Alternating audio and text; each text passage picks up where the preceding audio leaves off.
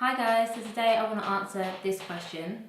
Why doesn't Afro hair agree with straighteners and blow dryers? Now, the reason that you find that Afro hair doesn't always agree with hair straighteners and blow dryers is because Afro hair is already very dry hair compared to, say, Caucasian and Asian hair.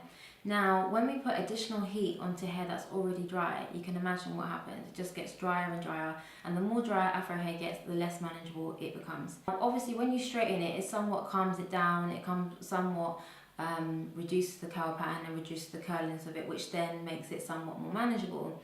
At the same time, what can happen is it becomes very damaged, very dry, very brittle, and often it then becomes to break and shed. When we're doing our hair as well, we often then use things like heat protectors, etc. But sometimes the heat protector can actually make it hotter because adding oil to hot metal plates can make the hair fry. It almost fries the hair. So you're going down the strand and it's almost like sizzling, it like chips in a pan of oil. Using the heat protector is a good idea because it does somewhat reduce the amount of heat that is being applied to your hair. It shields it in some senses. But what physically happens is every time that you add heat to Afro and curly hair, especially 3 and 4 hair types in particular, what happens is that every time you add heat to the hair, every time that you add heat to your hair, it lifts the hair shaft. So the hair shaft is on this strand. There are different shafts of hair, so it's like roof tiles. So they're kind of like slanted like this, and there's plenty of them like that. Every single strand has shafts, and whenever the hair shaft is lifted, that means that is open for moisture to come out. But every time you add heat, you damage the hair shaft, and they lift, and therefore it's more able to lose moisture and also less able to maintain the moisture. When it's lifted, that's a bad thing because that means that the hair is damaged, is unable to retain moisture, and it's not fulfilling the hair's purpose. Now, when the shafts are closed, that's when it's a healthy hair shaft.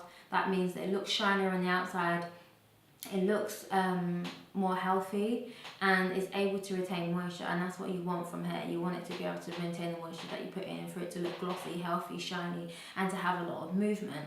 So that every time, imagine on 1 and 2 hair types, that is the case also. But imagine doing that on a 3 and 4 hair type. Imagine how dry the hair would be. This is not to say that you could never ever use heat, but when you use it excessively, that's when it becomes a problem. So much so that at some stage it can then change your hair from a low porosity hair type to a high porosity hair type. Again, if I remind you, porosity is to do with your hair's ability to maintain moisture. A high porosity hair type is able to maintain moisture quickly, but then loses it very quickly. A low porosity hair type is able to absorb the moisture more slowly, but it does maintain it for longer, and it does stay there for longer. Me myself, I have high porosity hair. I feel like it grows pretty well, so there must be something that I've improved over the years that now makes it somewhat more manageable. But as you can see, I've got quite a lot of hair. It's quite long now, and it's able to, you know, maintain moisture. But this has only grown since I've been natural for a year.